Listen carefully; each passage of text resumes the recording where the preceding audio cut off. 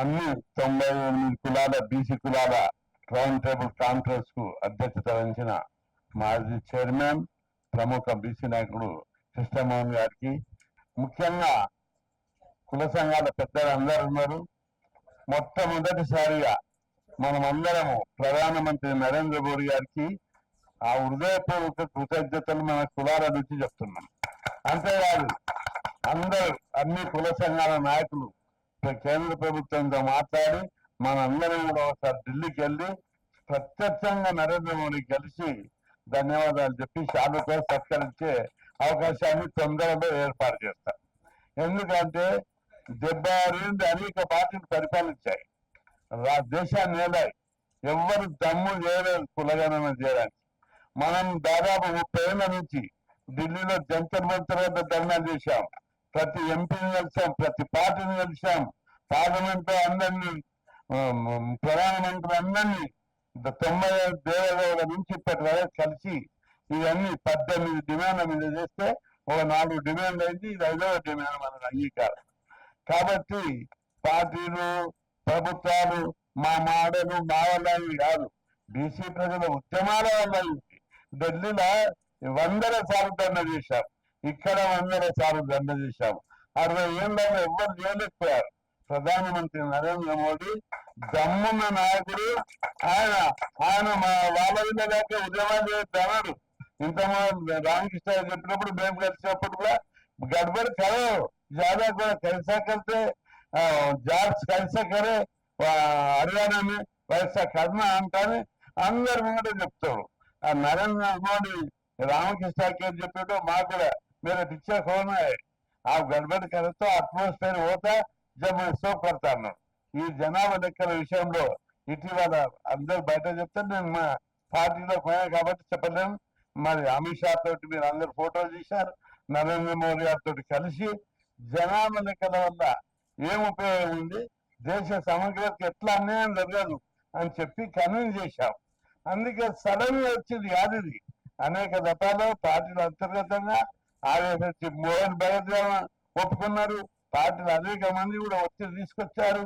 దీనివల్ల లాభాలే కానీ నష్టాలు లేవు. రెండవది ఇక్కడ అందరు కుల సంఘాల పెద్దలు వచ్చారు. ఇది ఒక హిస్టారికల్ డిసిషన్.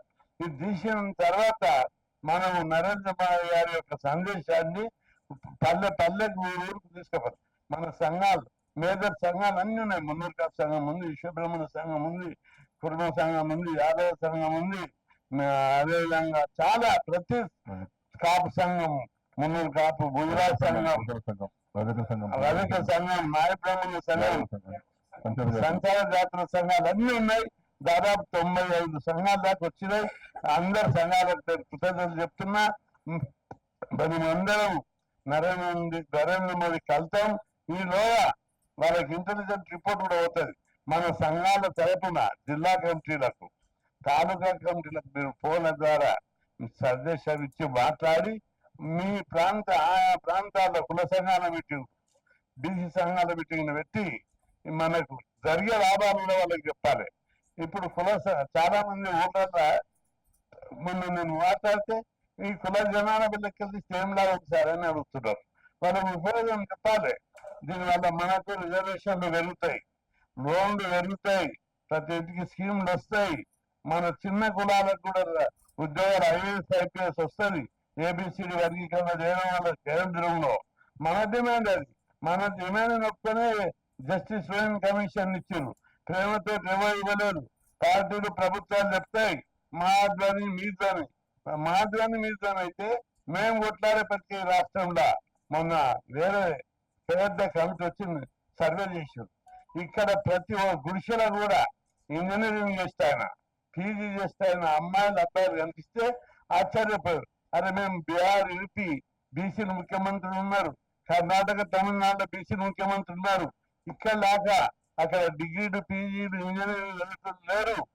ఇంతగానం ఎట్లా చదువుతున్నారు అంటే ఇక్కడ హాస్టళ్ళు ఉన్నాయి, స్కాలర్షిప్లు ఉన్నాయి, ఫీజులు ఉన్నాయి. అందువల్లనే అందరూ చదువుకోగలుగుతున్నారు. ఆయా రాష్ట్రాల్లో చదువుతలేదు చేస్తా అని చెప్పి తెలియదు. ఇది మన పోరాటం. ఏదన్నా పార్టీ ఎవరన్నా చెప్తే మీ రాష్ట్రాలలో మధ్యప్రదేశ్ ఎందుకు, ఒరిస్సాలో ఎందుకు లేవు, పశ్చిమ బెంగాల్ ఎందుకు లేవు, తమిళనాడు ఎందుకు లేదు, కర్ణాటకలో ఫీజు రియంబర్స్మెంట్ ఎందుకు లేదు, గురుకులాలు ఎందుకు లేదని మనం సవాల్ ఇస్తాం, జవాబు చెప్పుద్దాము. మా దగ్గర ఉద్యమాలు చేసినాం, ఒట్టెట్టు ఉద్యమాలు కాదు, ధర్నాలు ఉద్యమాలు కాదు. 2000 మందితో అసెంబ్లీ తుక్కుగా 1978 సెప్టెంబర్ 27 నాడు తుక్కుగా అసెంబ్లీ కూడా కొట్టాం. 1982 గురుకులాలు పెట్టాలని తెలుగు సంక్షేమ భవన్ కార్లను ధ్వంసం చేశాం, ఆఫీసర్లను నిలబెట్టాం, సాధారణ తలుపు పెట్టాం. మిలిటెంట్ ఉద్యమాలు చేసేపటికి భయపడి వాళ్ళు చేసేది తప్ప వీళ్ళు ఏనాడు కూడా ప్రేమతో చేయలేదనేది ఇది బీసీల పోరాటం. నా ఒక్కనే నేను ఎప్పుడు క్లెయిమ్ చేయ, నేను వచ్చి బండి నడిపే రథసారథిది. మన వాళ్ళందరూ 1000 మంది పాల్గొని ఉద్యమాలు చేసినాం. కాబట్టి విజయం కులగణన కూడా వాళ్ళకు వచ్చిన ఆలోచన కాదు, పాలకులు ఎప్పుడు రిజెక్ట్ చేశారు. కానీ మనం అన్ని సార్లు ఉద్యమాలు చేసినాక చివరకు నేను పార్లమెంట్ పోయినాక పెద్ద ఎత్తున కన్విన్స్ చేసి లాబింగ్ చేసి అంతర్గతంగా చేసినందుకే ఇది ఒప్పుకోవడం జరిగింది తప్ప ఒత్తిగా ఇప్పుడు వేరే పార్టీలు మేము మా ఒత్తిడి వల్ల అయింది అంటారు అనుకో. మీ ఒత్తిడి వల్ల అయితే మీరు 60 ఏళ్ళు పరిపాలించింది ఎందుకు చేయలేదు, అప్పుడు ఎందుకు చేయలేదని మనం ప్రశ్నించాలి. మేమే చేసినవి ఏంటంటే మీరు ఇక్కడ చేసిరు కదా, అన్ని రాష్ట్రాల్లో రూలింగ్ చేసిరు, అక్కడ గురుకులాలు ఎందుకు పెట్టలేదు, అక్కడ ఫీజు రియంబర్స్మెంట్ ఎందుకు పెట్టలేదు, అందరికి అక్కడ స్కాలర్షిప్ లేదు, 6000 హాస్టల్ అక్కడ ఎందుకు లేదు, ఉత్తరప్రదేశ్, బీహార్, తమిళనాడు. కాబట్టి చదువు ద్వారానే మన కులాలు డెవలప్ అవుతాయని పోరాటం చేసినాం. అందుకే ఈరోజు బీసీ వాదం బలంగా, బీసీ ఉద్యమానికి ప్రభావం దేశం అంతటి వస్తుంది. కాబట్టి ఇప్పుడు మనకు జనాభా కులగణన వచ్చినాయి, మన శకం ప్రారంభమైంది, మన యుగం ప్రారంభమైంది. తొందరలో కేంద్రంలో బీసీల మంత్రిత్వ శాఖ ఏర్పడుతుందని చెప్పి మీకు తొందరలో ఆ వార్త వింటే సడన్గా వింటారని చెప్పి ఎట్లయితే కులగణన ఉన్నారో అట్లే బీసీ కేంద్రంలో మంత్రిత్వ శాఖ కూడా తొందరగా వస్తుంది. అప్పుడు మోడీ ఒక్కొక్కటి దశల వారిగా మనవాడు మోడీ బీసీ కాదనేది హక్కు ఎవరికి లేదు. అట్లా అంటున్నారంటే అది సరైన పద్ధతి కాదు, మూర్ఖత్వము, మా బీసీ వ్యతిరేక తత్వం. అది ఆ మాట అనవద్దు. మోడీకి ఇంత కమిట్మెంట్ ఉందంటే అందరిని పంపించి అతడు మాట్లాడతాడు. అంటే ఆఫీసర్లు, ఐఏఎస్ ఆఫీసర్లు అందరూ వస్తారు చర్చలు జరిపినప్పుడు. అందరూ ఉన్న మాట సాధించట్టు ఇంకా 5 నిమిషాలు మాట్లాడంటే మేము వండి మేము మాట్లాడతామని పడతాడు. అప్పుడు మాట్లాడతాడు ఆయన మనసులో మాట. ఆయనకు అంత ఫీలింగ్ ఉంది, అంత కమిట్మెంట్ ఉంది, పేదల పట్ల అంతగా బాగుంది. రెండోది మోడీని మనం రాజకీయ కోణంలో చూడవద్దు.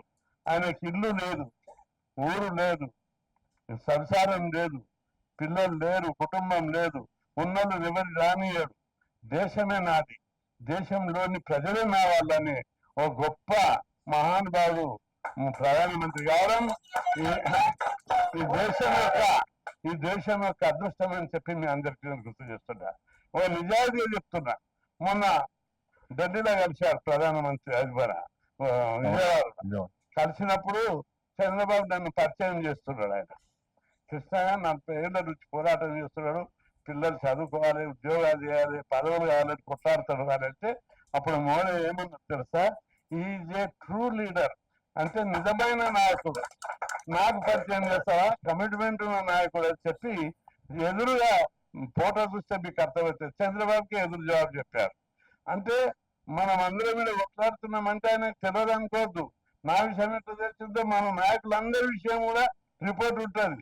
మనం అందరం కూడా ఆయన వేసేది చెప్తే లోన్లు వస్తాయి, మనకు స్కీమ్లు వస్తాయి, చట్టసభలో రిజర్వేషన్లు వస్తాయి, బీసీలకు చేస్తే ఒట్టిగా వృధా అవుదని చెప్పి టికెట్లు వస్తాయి, ఎవరికి కష్టపడితే వాళ్ళకి టికెట్ వస్తుంది. మీరు అందరూ అనుకుంటున్నారు కులాలకు చేస్తున్నాం, మాకు ఎట్టి చాకరి వ్యాపారం బిజినెస్. నేను అనుకుంటున్నాను అట్లా, నేను అదృష్టవంతం నేను అనుకుంటున్నా. నేను ఏ పార్టీలో చేసి జెండా పట్టకున్నా పార్టీలను నచ్చి నీకు ఇది ఇస్తామని చెప్పి అనుకుంటున్నారు. మీరు కూడా భవిష్యత్తు లోపల పెద్దలందరికీ, చిరంజీవి కానీ, మల్లేష్, మన రామ్ యాదవ్ కానీ, మన శ్రీనివాస్ కానీ, ప్రతి ఒక్కరికి మీరు కులాల కోసం పోరాడుతుంటే మీకు గుర్తింపు వస్తుంది, పదవులు మీ ఇంటికి నడుచుకుంటూ వస్తాయని చెప్పి మీ అందరికి గుర్తు చేస్తున్నారు. అందుకే మీరు అందరూ జిల్లాల కమిటీలకు ఫోన్ చేయండి, మండల కమిటీలకు ఫోన్ చేయండి. మీరు అక్కడ సదస్సులు పెట్టి ఈ కులగణన వల్ల జరిగే లాభాలు, మోడీ చేసిన లాభం భవిష్యత్తులో మనకి జరగబోయేది లోన్లు వస్తాయి, అన్నింటిలో మన ఎంత తెలిస్తే మన ఆట వస్తుంది. మనం ఇప్పుడు స్టార్ట్ అయింది, తోవేసిండు బాటేసిండు ఓడి. మన జనాభా తెలిసాక మనకు అన్నింటిలో వాట వస్తుంది. విద్యారంగంలో వాట, ఉద్యోగాలలో వాట, ఆర్థిక రంగంలో వాట, అంబానీ ఆదాయాలు కాదు రోడ్డు వచ్చేసి మన బీసీలకు వస్తాయి, మన బ్యాంకుల నుంచి. ఇట్లా అన్ని రంగాల మన ఆట మనకు లభిస్తుంది. మన అభివృద్ధికి పునాది ఏర్పడ్డది, బాట ఏర్పడ్డది. రాజకీయంగా ప్రతి ఒక్కరు గప్పాలు వచ్చి జబర్దస్తుడు కాదు. మీరేం చేస్తున్నారో బీసీలకని నేను సవాలిస్తున్నా. మన పోరాటం వాళ్ళు వచ్చినవి మోడీ చేస్తారేదని చేస్తే కానీ మీరు ఎవ్వరు మోడీ మావాడు తప్పనిసరి, అది బ్లడ్ ఉంటుంది. నేను ఎందుకు చేస్తున్నా, నేను మా జాతికి ఏదో లాభం చేయాలి పుట్టినాకని చెప్పి చదువుకోవాలి, ఉద్యోగాలు చేయాలి, పదవులు రావాలి, డెవలప్ కావాలి. కులాలు మాటలు కాదు, ప్రాక్టికల్గా చేయాలని చేస్తున్నాం. మోడీ కూడా ప్రతిదీ ప్రాక్టికల్గా చేస్తాడు. అందుకే మంచి రోజులు వస్తున్నాయి. మనం అందరం అలర్ట్ అయ్యి మన వాళ్ళందరికీ మీరందరూ ఈ ఒక ప్రచారం చేసినా కాదు, మన డిమాండ్ కూడా ముందుకు పెడతాం. మోడీకి కలిసినప్పుడు మొన్న నేను మీరు కాంగ్రెస్ ఒకటే చెప్పలేదు, మళ్ళీ డిమాండ్ ఇచ్చిన 15 డిమాండ్లు. చట్టసభలో రిజర్వేషన్ పెట్టాలి, కేంద్రంలో మంత్రిత్వ శాఖ పెట్టాలి, మా తెలుగు రాష్ట్రాల్లో ఉన్న మాదిరిగా స్కాలర్షిప్ ఫీజులు, హాస్టల్ గురుకులాలు అన్ని రాష్ట్రాలలో పెట్టాలి, ప్రైవేట్ రంగంలో రిజర్వేషన్ పెట్టాలి. అదేవిధంగా అదే సుప్రీంకోర్టు హైకోర్టు జడ్జీల లోపల మా వాళ్ళు లేరు, జడ్జిమెంట్లు మాకు వ్యతిరేకంగా వస్తున్నాయి.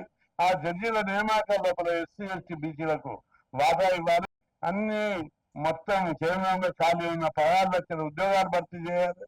మొత్తం డిమాండ్లు అన్ని ఇస్తుంటే ఆశ్చర్యపోయినారే, ఇవన్నీ తీసుకొని నవ్వి భుజాలు తట్టి తప్పనిసరి దసరా గారికి ఒక్కొక్కరు చేస్తాను అని చెప్పారు. కాబట్టి మన లోపల చైతన్యాన్ని మనం ప్రదర్శించాలి, సదస్సులు పెట్టాలి, మీటింగులు పెట్టాలి. మనం ప్రశంసించుకుంటేనే, అభినందించుకుంటేనే మన డిమాండ్ మళ్ళీ ఒత్తిడి చేయాలి. ఆ దిశగా మీరు కుల సంఘాల చైతన్యం చేయాలని కోరుకుంటూ